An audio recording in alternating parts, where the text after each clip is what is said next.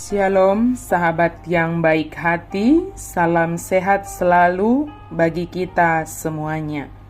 Marilah kita bersatu di dalam doa. Kasih karunia dan damai sejahtera dari Allah Bapa dan dari anaknya Tuhan Yesus Kristus kiranya menyertai kamu sekalian. Amin. Firman Tuhan bagi kita pada hari ini tertulis dalam kitab 1 Korintus 4 ayat 5. Karena itu, janganlah menghakimi sebelum waktunya, yaitu sebelum Tuhan datang. Ia akan menerangi juga apa yang tersembunyi dalam kegelapan, dan ia akan memperlihatkan apa yang direncanakan di dalam hati. Maka tiap-tiap orang akan menerima pujian dari Allah. Di baheni unak kamu manguhumi dina sotikina tagan soro Tuhani. Patiuron nado nabuni dina holom. Jala papataron nado tahitahi ni roha.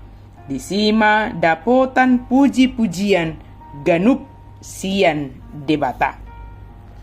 Jangan menghakimi. Cara pandang kita terhadap seseorang memengaruhi kita dalam mendengarkannya. Ketika kita memandang seseorang hanya sebagai pembohong, maka kita akan sulit mempercayai segala yang dikatakannya. Atau apabila orang-orang yang mendengar pemberitaan Paulus tentang Injil dari sudut pandang Paulus sebagai orang yang menganiaya orang Kristen, maka mereka akan sulit juga untuk menerima hal yang sedang diberitakannya. Oleh karena itu, cara pandang kita terhadap seseorang sangat memengaruhi kita dalam mendengarkan apa yang disampaikannya. Sebagaimana dalam mendengarkan khotbah, pada dasarnya khotbah yang hidup itu adalah cara hidup dari pengkhotbah itu sendiri. Tetapi apabila seorang pelayan Tuhan sedang menyampaikan firman Tuhan, kita memandangnya hanya dari cara hidupnya yang mungkin kita pernah melihatnya melakukan hal yang salah atau hal yang bertentangan dengan firman Tuhan, maka hal tersebut dapat memengaruhi kita dalam mendengarkannya. Sebaliknya, dalam mendengarkan firman Tuhan, mari kita murni ingin mendengar dan ingin diubahkan oleh firman Tuhan. Mengenali diri sendiri dan mengetahui apa yang sedang diperbuat adalah sangat penting.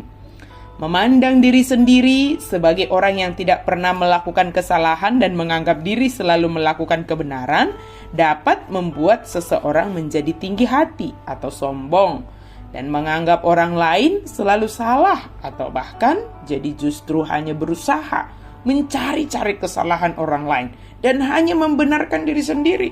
Sebab pekerjaan yang paling mudah adalah mencari-cari kesalahan orang lain dari sudut pandang kita sendiri. Paulus mendesak jemaat Korintus agar memandang dirinya, Petrus dan Apolos hanya sebagai hamba-hamba Kristus yang diberi kepercayaan mengenai rahasia Allah. Seorang hamba melakukan apa yang disuruh tuannya. Kita harus melakukan apa yang Allah suruh kita lakukan di dalam firman Tuhan dan dengan kuasa Roh Kudus. Setiap hari Allah memberi kita kebutuhan dan kesempatan yang menantang kita untuk melakukan apa yang kita ketahui benar menurut firman Tuhan. Kita bisa dapat tergoda begitu ya, untuk menghakimi seseorang, sesama Kristen, menilai apakah mereka pengikut Kristus yang baik atau bukan. Namun hanya Allah yang mengetahui hati seseorang, dan Dia adalah satu-satunya yang berhak menghakimi.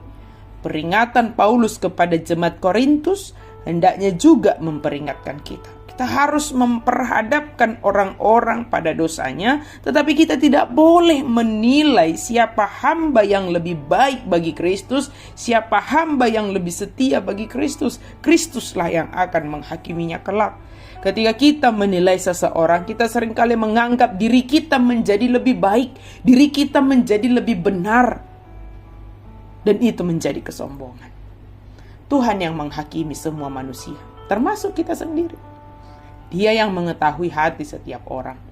Apakah motivasi seseorang dalam melakukan tugas panggilannya, baik sebagai hamba Tuhan atau apapun profesi kita?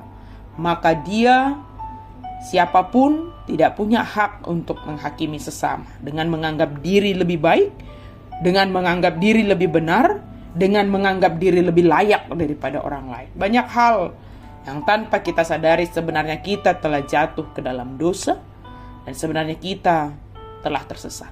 Dalam keadaan tersesat, seseorang yang terus tidak menyadari ketersesatannya menganggap diri benar dan menganggap orang lain salah dan jatuh ke dalam dosa. Oleh karena itu, semua kita sama di hadapan Tuhan, membutuhkan tuntunan Tuhan agar kita menyadari apa yang kita lakukan dan tidak jatuh menghakimi orang lain lebih berdosa, lebih bersalah dari kita. Sahabat yang diberkati Tuhan, marilah dengan keikhlasan hati mengerjakan tugas panggilan kita masing-masing. Dan dengan kerendahan hati menganggap orang lain juga sebagai sesama yang menerima tuntunan dan sama-sama akan menghadapi penghakiman oleh Yesus Kristus.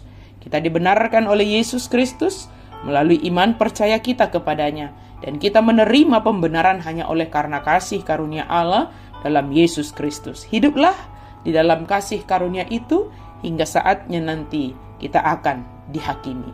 Amin. Kita berdoa. Terima kasih Tuhan untuk firman-Mu. Mampukan kami untuk melakukan tugas panggilan kami masing-masing tanpa kami terjatuh untuk menghakimi orang lain. Dengan kami melakukan tugas dan tanggung jawab kami masing-masing, hal itu adalah berkat yang Engkau berikan bagi kami. Jikalaupun hati dan pikiran kami tergoda ingin menilai, menghakimi orang lain menurut ukuran kami, ampuni kami Tuhan. Sebab di sana roh kesombongan sudah mengintai, mengintip masuk berkuasa ke dalam hati kami. Biarlah kami lebih menilai diri kami sendiri untuk kami mengalami perubahan ke arah yang lebih baik. Dalam nama Yesus kami berdoa dan bersyukur. Amin.